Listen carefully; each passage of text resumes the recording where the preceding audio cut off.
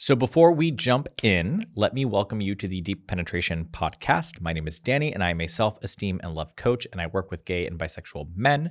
Make sure you are subscribing to the podcast and any of my other platforms if you want to hear more content like this episode.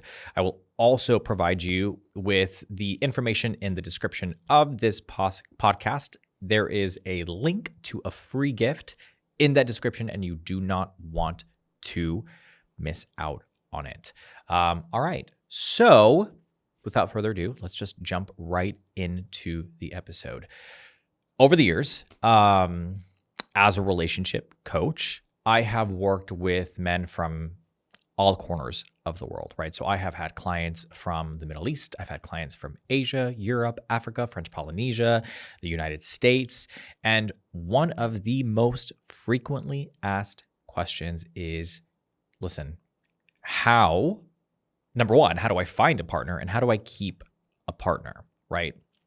And I think it's a pretty valid question, especially in today's world of dating that kind of seems to be filled with this non-committal, insecure, and emotionally unavailable group of men.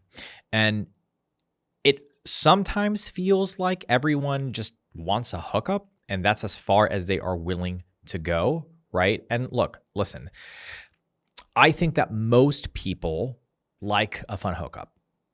I know that I did. Right. But there comes a point where that is no longer a priority. And here's the thing, finding love is not necessarily difficult. Identifying if it is true love and sustaining it is the most difficult part. So I decided to do a bit of a deep dive into my own personal experience with dating, my archive of my knowledge from the hundreds, if not thousands of people that I've coached over the years, to facilitate this episode, right? To talk to you guys about how you can go about this, because I know it can be really difficult, right? I know that it can be hard to just kind of put yourself out there to look for a partner or somebody that understands you, that relates with you, that maybe has the same goals as you do. And oftentimes it can feel very daunting. It can feel impossible at times. But I wanted to provide you with some information that would be beneficial to you. Is it possible that you are sabotaging your dating experiences or your relationships because of the fact that you have some kind of underlying fear or concerns or insecurities? Is it possible that it's just that people are not aligned with your values and what it is that you are looking for, right? So on today's episode, I wanted to focus on the 3 key pillars that are necessary to sustain and grow a healthy relationship with your partner or somebody that you meet that you want to develop a partnership with. So if you are currently in a relationship, if you are actively dating or have taken a break from dating, this episode is for you, right? So stick around, and hopefully if you're serious about improving your love life, you will listen all the way to the end. And I am hoping that this episode will provide you with some good info, right? So the 3 key pillars to succeeding in a relationship is essentially having these specific needs met, right? So it's your emotional needs, your mental needs, and your physical needs. For some people, it's also your spiritual needs. I am the type of individual that likes to cover all 4, but you evaluate for yourself which ones are the most important. And I look at this as evaluating the whole person. So let's start with the emotional piece, right? So emotional needs.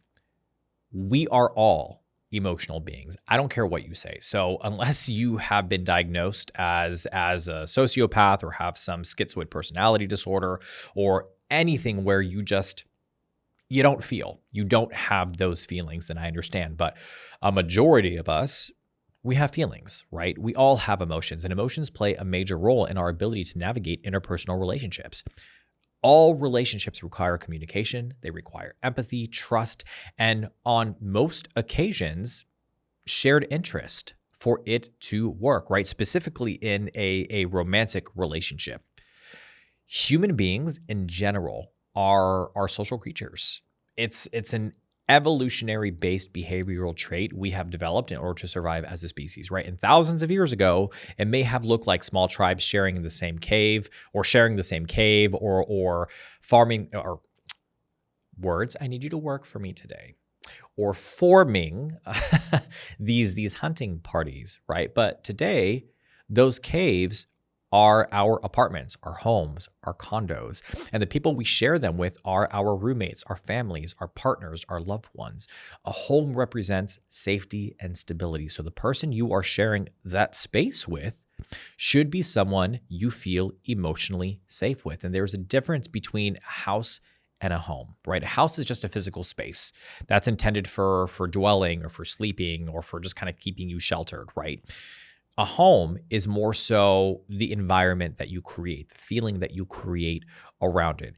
And in order to get your emotional needs met, you have to identify for yourself what your needs are and how to prioritize them, right? So emotional needs can be any of the following. And these are just kind of examples to kind of help you to get started, right? So examples of emotional needs would be validation, acceptance, independence, safety, stability, respect, appreciation, empathy.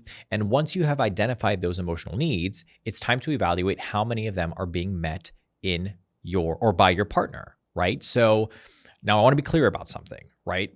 Your partner is not responsible for carrying all of your emotional baggage. And I think that it's Esther Perel.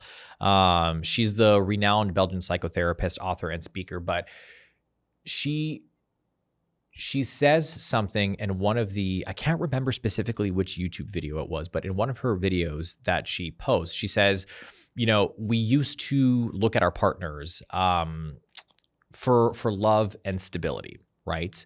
And now we want them to still give us those things, right? To give us the love and the stability, but we also want them to be our best friend. We want them to be our trusted confidant, our passionate lover, our co-parent, our intellectual equal. And the reality is that's not possible, right? And for some of you may think that it is, and you may be watching this episode or listening to this episode and being like, okay, well, thanks for shitting on my parade, but no, I'm not trying to do that. What I'm trying to say here is that we have to have a realistic understanding of how relationships actually work so that you can develop healthy and sustainable long term, right? The point of identifying these needs is to see how realistic they are and how many you are willing to carry yourself. It's also a great way for you to connect with your partners and to communicate those needs. And I often tell clients that I work with, how is your partner supposed to understand who you are and what your needs are if you don't even know, right? It's unrealistic, and it's a recipe for a breakup. So I'm hoping that this exercise will also help you become more empathetic of your partner and should ideally result in you asking what their needs are as well, right? In an ideal world, these things would be communicated early on in a relationship, but if they weren't, it's okay. You can start now. Remember, relationships evolve and they change over a period of time, and therefore, depending on your environment or your emotional needs, they are going to change, right? There are certain emotional needs that will remain consistent. So, for example, the need to feel safe or the need to feel stable.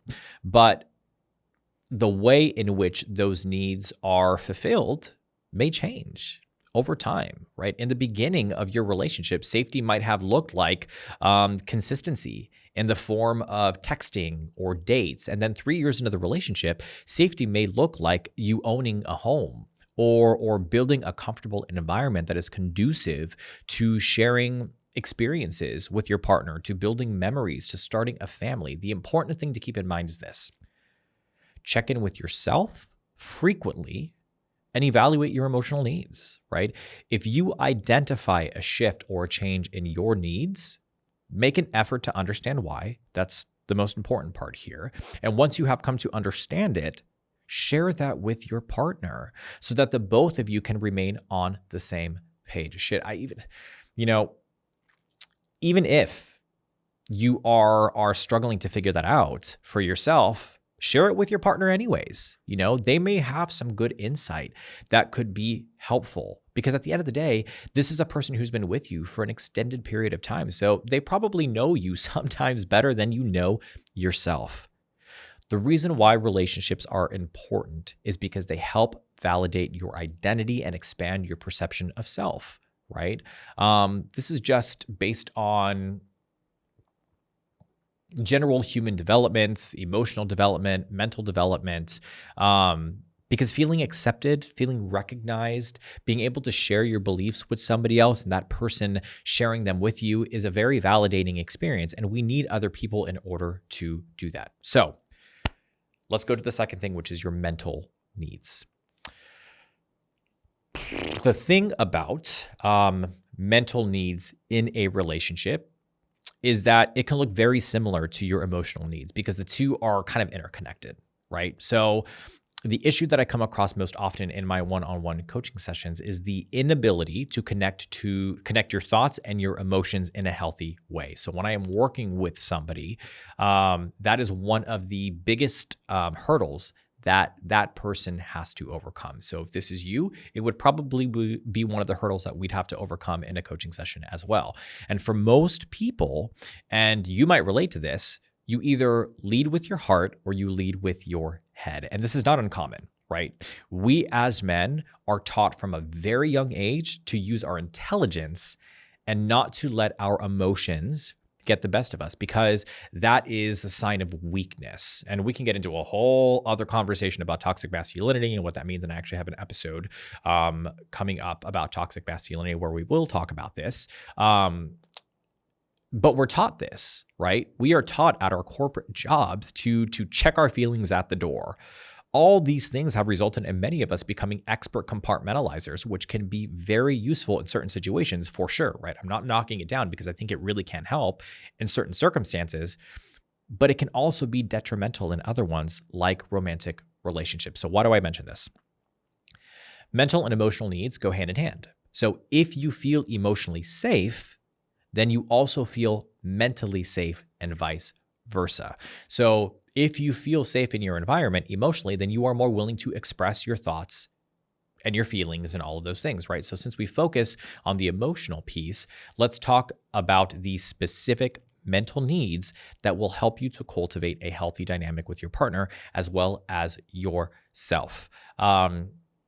The important mental needs, in my opinion, right? So very specifically, I'm saying this in my opinion, based on my experience and working with people in my own experience, is intellectual connection, autonomy, problem-solving skills, and goal setting, right? Those are some pretty important ones.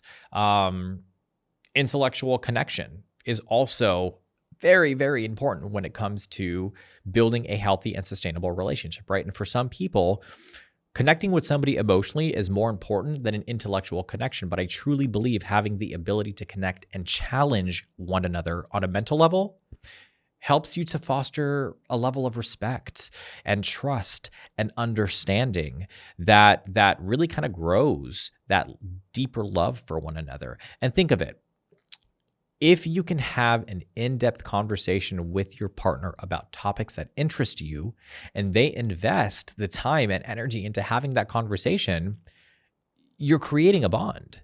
It's not just about the conversation itself, but the actions of the conversation as well.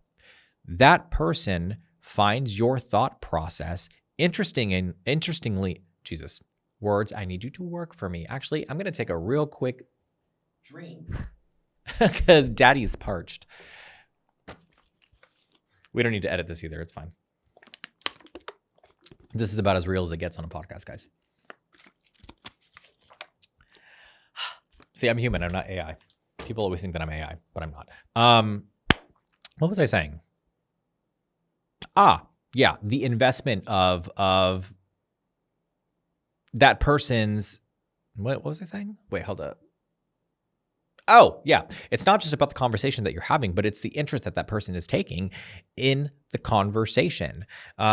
it also gives you guys the ability to just kind of have a back and forth conversation about your own beliefs, and how you feel about certain things. And that process in and of itself is very validating. That helps to build trust. That reinforces your identity within the relationship and as an individual, as well as it kind of creates this sense of safety because you're able to express yourself really without feeling judged. If you have a partner that agrees with everything you say, the truth of the matter is you're not likely going to grow. Sure, it may be nice, it may be validating for a certain period of time, but we grow the most outside of our comfort zone. So having a partner be able to challenge your way of thinking, your emotional processing, and all of those things is actually incredibly healthy, right? Autonomy is another thing that I talk about. Reserving time for yourself and investing in hobbies or external relationships is crucial to maintain a strong sense of self. If your entire existence is your relationship or your partner, that means you are not investing time in getting to know yourself. The recipe for disaster in any relationship is to forget what makes you happy. Because if you don't know, your partner sure as hell is not going to know how to make you happy. So losing yourself usually, I don't want to say it happens in two ways, but let's talk about that a little bit, right? So you invest the time and the energy in finding yourself and getting back on track, or you rely on your partner to rescue you. Those are the two ways in which this goes. And most people I work with depend on their partner to rescue them, and then what happens is they become addicted, right? They become addicted to the feeling of being validated, of being protected.